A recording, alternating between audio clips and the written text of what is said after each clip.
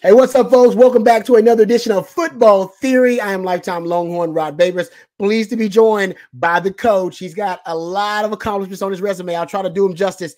Played college football at Abilene Christian. Also coached there for 2 separate stints. He was a fullback when he played the game, but most notably has been a great high school coach in the state of Texas in Capel, Brownwood, Belton, Rotan, Burnett. I mean, he's been all over the place. Also, he was on the UT staff for multiple stints as an analyst at one time, 5 seasons on the UT staff with different regimes. Also, coach now, you can find his work at shipleyranches.com. It is Coach Bob Shipley. What's going on, Coach? Hey, not much. You all right? Oh, man, I'm battling through. I think I turned the corner like last night. For those who don't know, I had wisdom teeth surgery. I had to have all my wisdom teeth removed, all 4 of them. And I actually had 5 teeth removed because I had basically my wisdom teeth started growing in sideways at 40-something, which is rare. My mom, my dad, my brother all have their wisdom teeth still. My wife still has hers.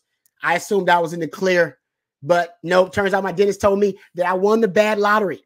Yes, he said, I think Dr. Ecker said he's been doing this 2 decades, and he had only one other patient who had their wisdom teeth grow in after 40 years old. So there you go. Oh, wow. Hey, I know. I wish I could have won that. You know, my genetics. That's a weird genetic thing. But yet I'm only 5'8", and you know, I need some height. I need some kind of genetic mutation, not the genetic mutation that causes my wisdom teeth to grow at 40.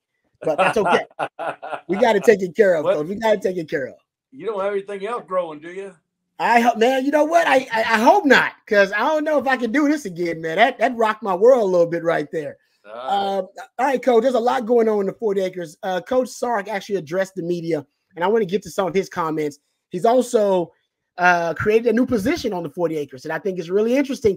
Got to get your thoughts about it because you know the new general manager at the University of Texas, and that's a new title. Brandon Harris named the general manager at Texas after they changed up the recruiting department a little bit. We'll get into some of the details of that. Also, I want to get Coach's thoughts about Sark's comments that several of his coaches, almost all of his coaches, he said, were actually trying to be lured away by other schools.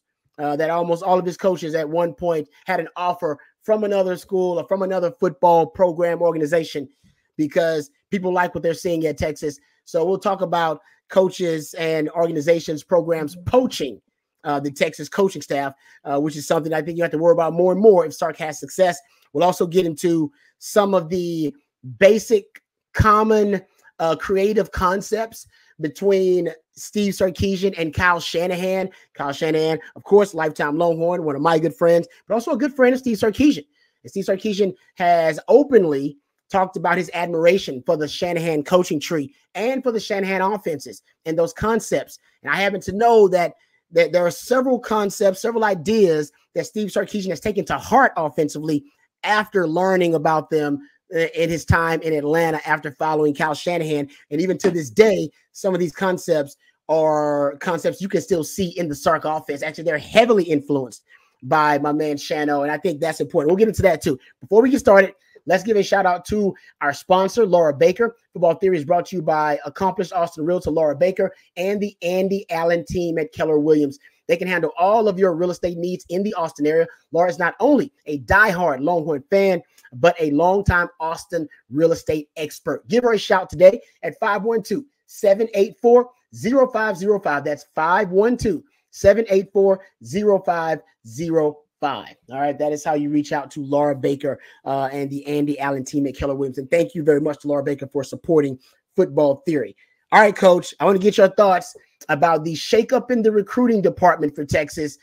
Sark, not only because of the loss of Billy Glasscock, who left Texas to become the general manager at Ole Miss, and that was the second, I believe, general manager position that had been created in college football. Texas now makes the third major college football program to create a general manager position at Texas. Before we get started about Brandon Harris and him being the new general manager, what are your thoughts about there just being a general manager period at the college level? What are your thoughts about that being the new norm potentially?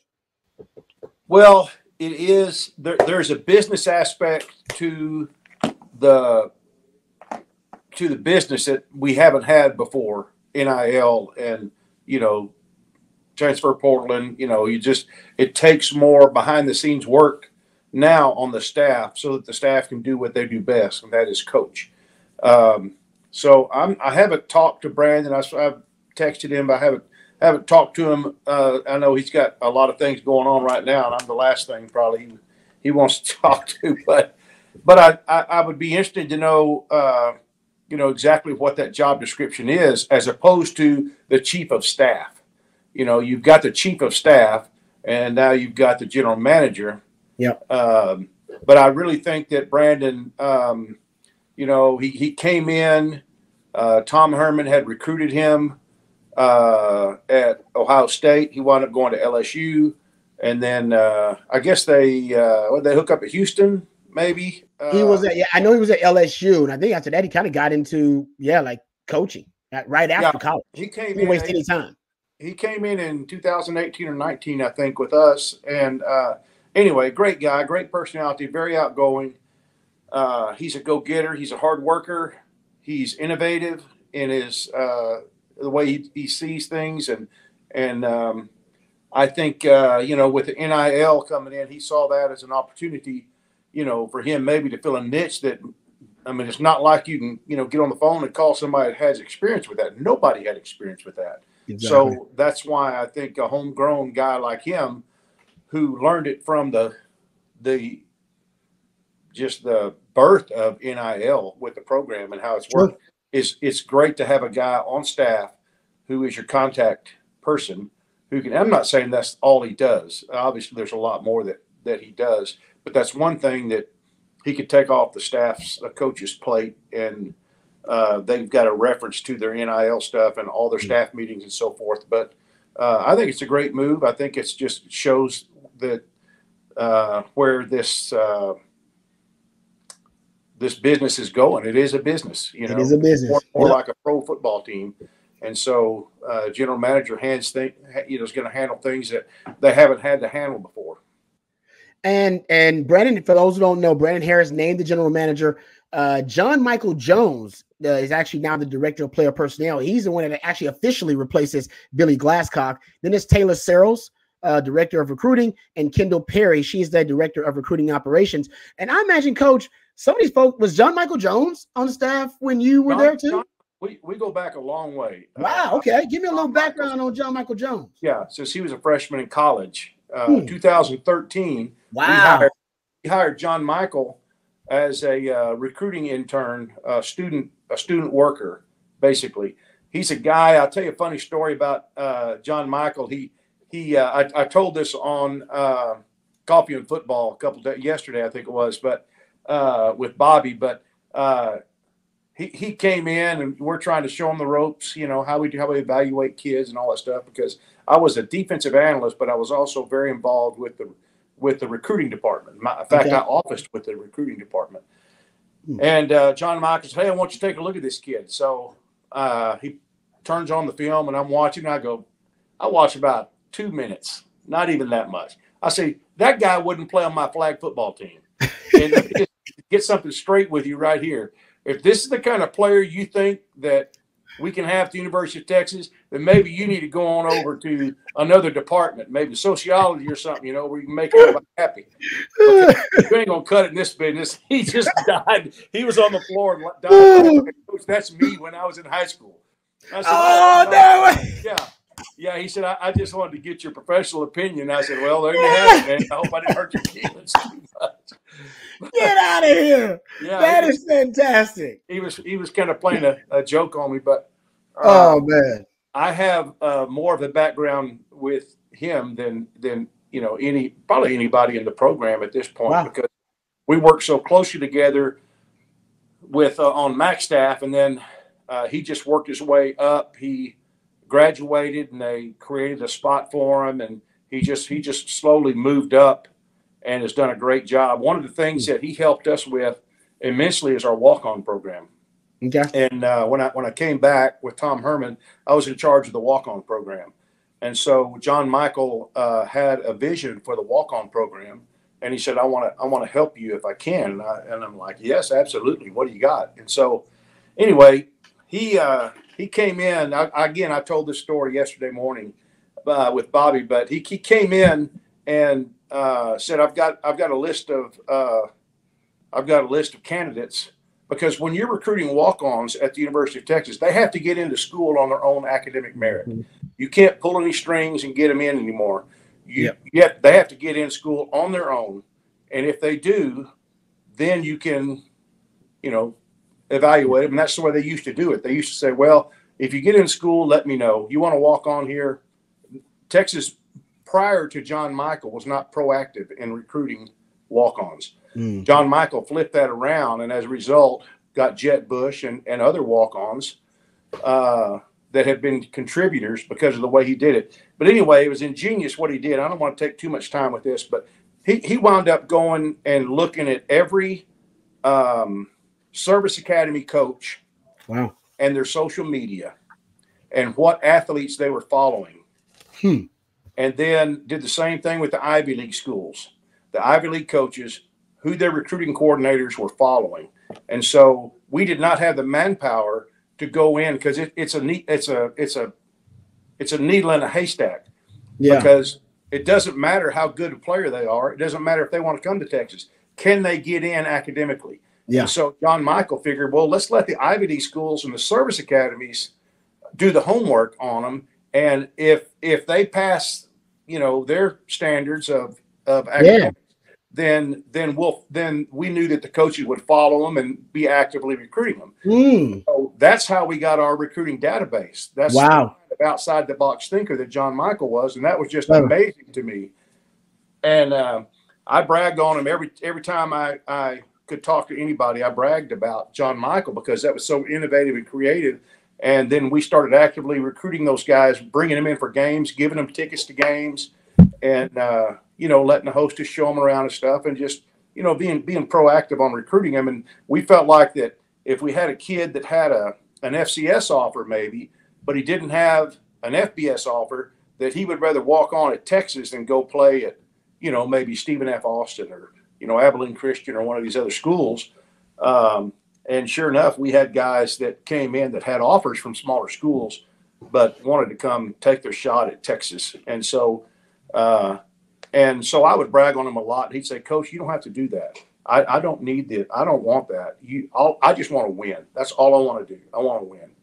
And so that's the kind of attitude, that he brings to that position. And I think he's, again, very innovative, incredibly intelligent, very smart, obviously not very athletic. He's really smart. And is very creative in his thinking and the way that he does things. So I think he's an excellent hire. Again, I know him better. Taylor Searles, her father Stacy, was the former offensive line coach for Mack Brown, and now I think he's currently on the Georgia staff as the offensive line coach, if I'm not mistaken. But I've known Taylor since she was in high school, and so she does a great job too, obviously. And I really applaud Sark for doing these in-house promotions, because those people have grown the program with him. And it's good to see them get rewarded and them not having to bring in new personnel to train them and teach them about, how they do things. So they don't miss a beat with those folks. Real quick question, Coach. You may or may not know how this works, but I just thought about it while you were talking. When you survive multiple coaching regimes like that, right? Like John Michael Jones, you say he's around, for 10 years, decades, something on the 40 acres. Do you just have, does the new coaching staff decide to just keep you after studying the what you've done and your accomplishments, or do you have to reapply to be a member of the new coaching staff? Like, how does that even work? Well, I'll tell you how I did. I just kept working until somebody told me not to come to work tomorrow. So somebody fires you, just keep showing up. I mean, a lot of the coaches, they packed up their stuff and I'm like, I'm gonna keep working till somebody tells me don't come to work anymore. But I love it, Coach. Guys like John Michael, he was not very high, in the pecking order. Yeah. So whenever Charlie Strong came in, and then Charlie advanced him, Tom Herman advanced him. in, and he was a guy that knew the ropes, knew how to do things. He wasn't the head league guy, so I think it was easier for him to survive during those coaching changes. And Brandon he's just an impressive young man any way you slice it. And again, he didn't have a position of really high on the totem pole, so to speak, on the staff. And so, Sark came in and kept him from Herman's staff. But I think they've proved their worth. And I think they bought into what Tom is doing. And as I said, they helped Tom. They helped Sark get the program to where it is now. But, you just work hard and keep your mouth shut and hope they don't tell you not to come to work anymore. Yeah. Hey, Coach, it worked. That's great advice, right. Coach. That's wisdom from the coach right there. Coach, that's fantastic stuff, by the way. Let me just say this about Brandon Harris, because I remember a couple of years ago when he interviewed with the Rams with Sean McVay. And Sean McVay reportedly offered him the assistant quarterback job at the time, and still is. Sean McVay was one of the hottest coaching names in football, period. And everybody who was even within 6 degrees of separation for him, they were on a meteoric rise in the coaching ranks. And Brandon Harris turned it down. He declined it.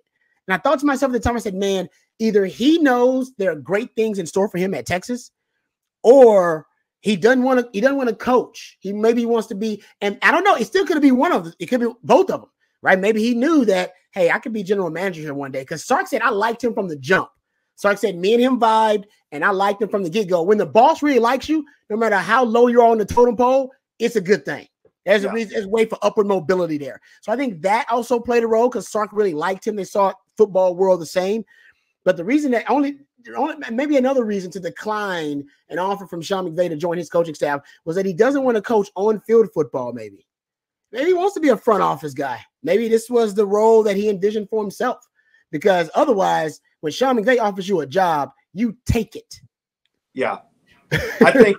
Yeah, I think originally, I know when I was with Brandon at UT, he was certainly wanting to coach, but I think he saw a niche there. The timing was perfect for him, with the NIL stuff. And I think with McVay, he rolled the dice. He did. And who's to say how it would have turned out had he taken the job, with McVay, but it turned out pretty well for him. And certainly for those of us that love the university, it turned out pretty well for him. No question. All right, Coach. I want to ask you about a comment Sark made. Sark said that almost all of his coaches had that there was an attempt to lure them away. They had gotten job offers from other programs, other organizations. He said almost all of them. This is something that as a first world problem, but it could end up being something that Texas has to deal with more and more. And even the short time that Sark's been here, he's had multiple coaches elevated, promoted, taking jobs at other places. This is what you want. It is a first world problem, but still, nevertheless, could be a problem. Keep replacing coaches.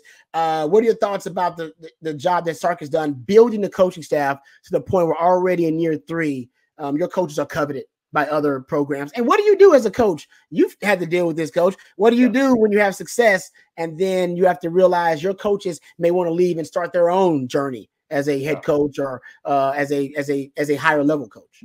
Yeah. Well, first of all, he learned from one of the best in doing that, Nick Saban. How many years has Nick Saban had to replace multiple coaches on his staff? And not just that, the cushion or the insulation that Sark has is that he'll never lose his offensive play caller.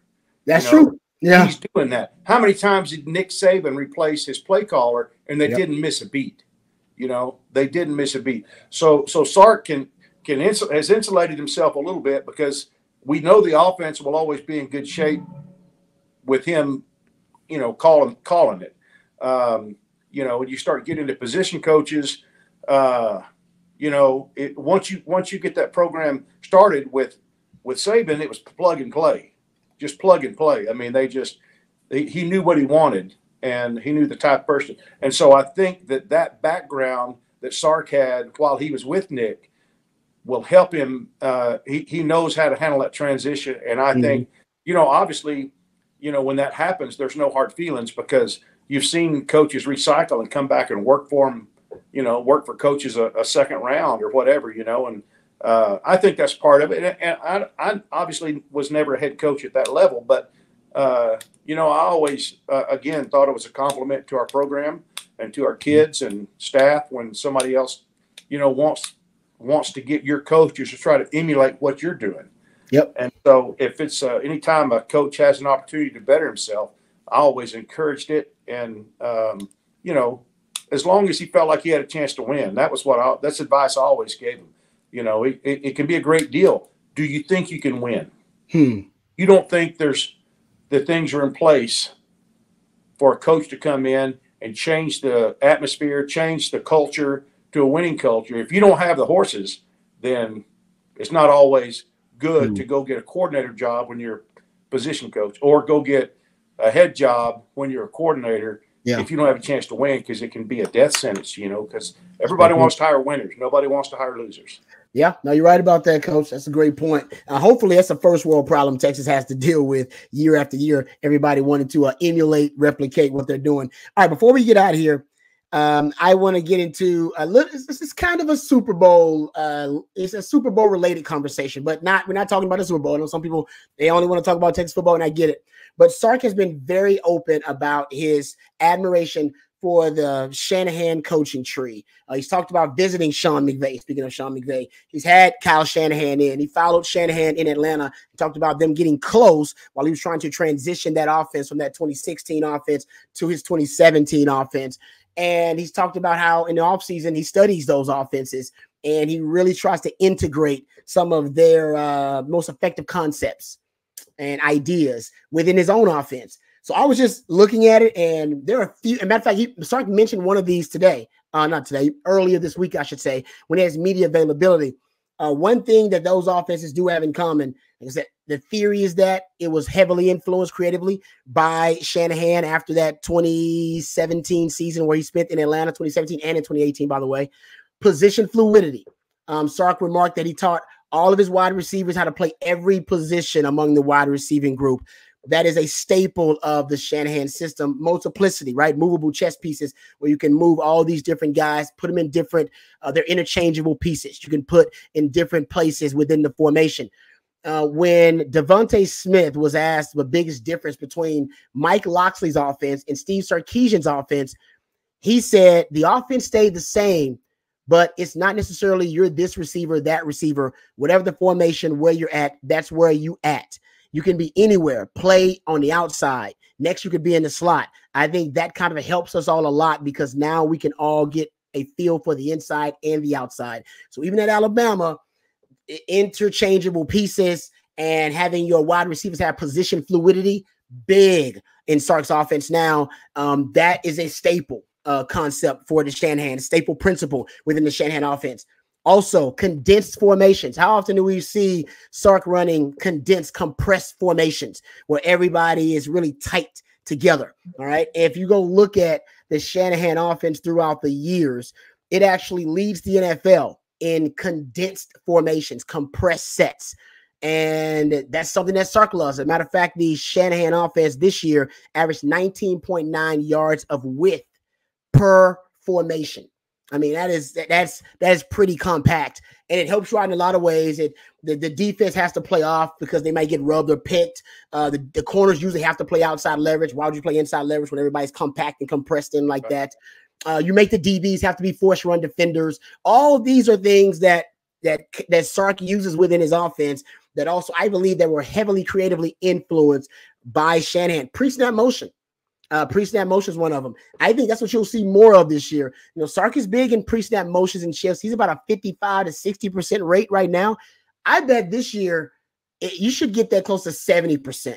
Hell, right now you have Mike McDaniel, the latest from the Shanahan coaching tree. He's at 82% motion rate, coach, on plays. 80% of his plays, he has motions or shifts on. That is unbelievable. If you go look at the top 4 teams in the NFL with their motion rate, they're all Shanahan disciples. Miami, the Rams, San Fran, Green Bay. And Sark also, just based on my breakdown, my eye test, he started using or increasing his rates of motion after that 2017 season in Atlanta, I think he figured out the bonuses of leverage and being able to get guys the ball on the move, targets in motion, all while kind of following my boy Shanahan and being creatively influenced by him. So there are several of these concepts that you can really track, but I think a lot of them, they're not completely influenced. I'm sure Sark was using some of it, but I think he saw more and more advantages to these concepts once he followed Shanahan and once he realized that there's a reason that these concepts are starting to spread behind, and that's the most popular offense in the NFL because he's gonna, it's really effective. Yeah, it is. It's funny, back in the what was the head coach's name for the Chargers? It was an offensive genius back in the 80s. I can't remember his name. Anyway, those guys would spacing was everything, and your wideouts would almost line up on the sideline, and your inside receiver. Yes. Difference between the end man line of scrimmage and the other receiver. And it was all about spacing, creating holes, open grass, and so they've taken that, and that's a pretty easy concept. Just think about it. We're going to spread everybody out and create lanes and that's pretty easy.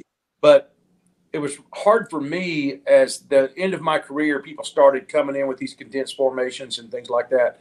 And it was hard for me to wrap my mind around because it's the opposite, Yes. Why would you I first saw it and I go, why would you do that? Why would you want to bring more defenders in the box, to stop the run or whatever?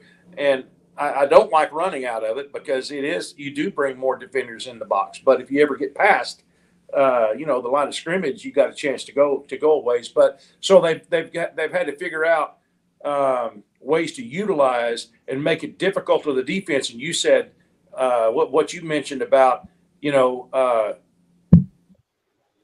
DBs don't have to take away the inside anymore like they always did when they were spreading the field. Now it's all a leverage thing. Is it outside leverage, inside leverage, over the top leverage? And it's a difficult thing. Don Coryell. Don Coryell. There you go.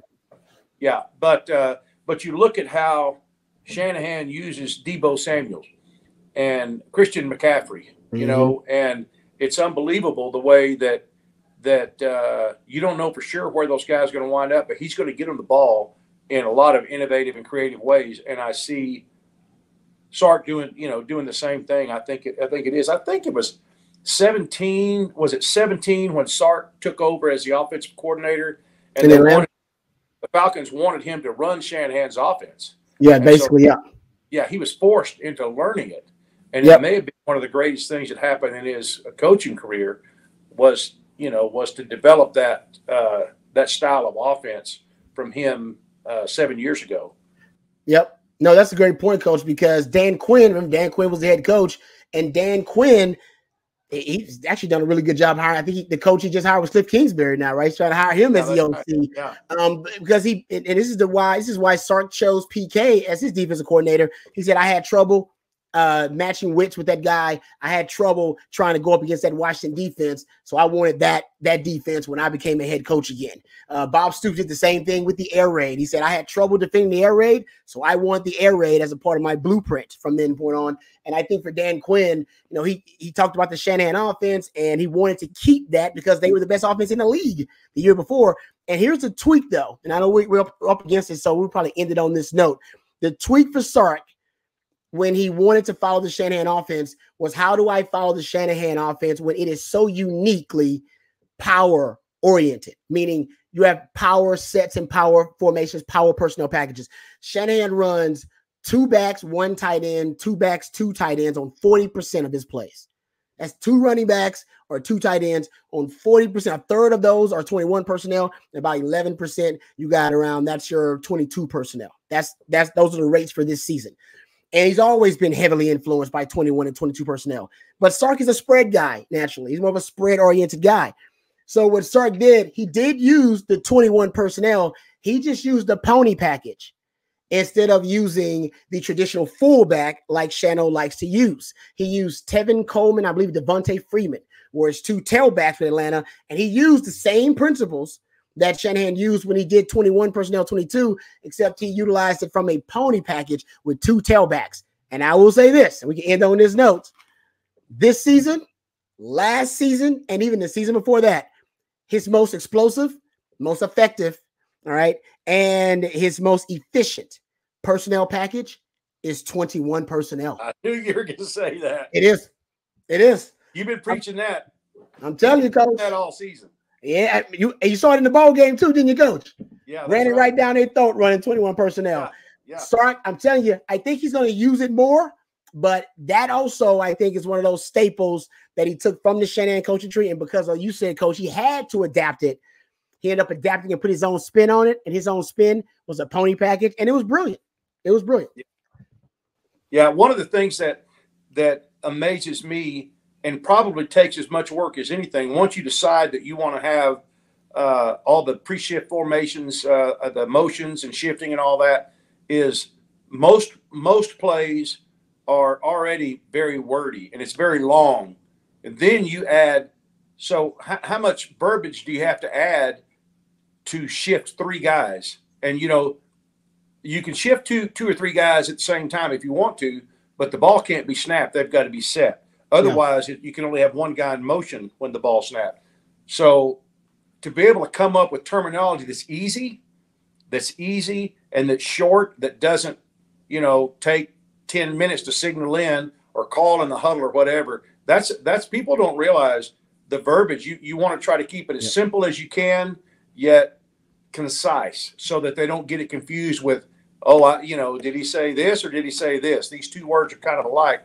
And so that's one of the things that I always found as a coach that's most difficult, is trying to come up with verbiage to get the point across to do all the deceptive stuff you want to do, but not confuse your own team.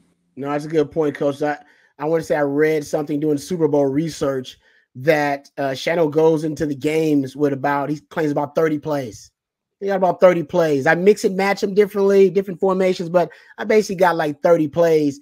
And I want to say when he started out as a quality control guy, initially he was with Tampa Bay, and John Gruden would go into the game with like 100 plays. He'd go into a game with a ton of plays. And John was like, nah, I need about 30 of those core plays. It's very interesting. Everybody's got a different philosophy on that. All right, Coach. Thank you so much for the time. Sorry I took so much of it, but you were on fire today, Coach. Great knowledge, and we appreciate it. Also, we appreciate our sponsor, Laura Baker. Football Theory brought to you by accomplished Austin Realtor Laura Baker. Laura and the Andy Allen team at Keller Williams handle all of your real estate needs in the Austin area. Laura is not only a diehard Longhorn fan, but a longtime Austin real estate expert. Give her a shout at 512-784-0505. That's 512-784-0505. All right, Coach, thank you for the time. Appreciate it as always. Yeah, man, my pleasure. Enjoyed it. You take care of them teeth. Have a good weekend. I will, Coach. And folks, we appreciate you guys out there watching and listening to Football Theory. And until next time, hook 'em.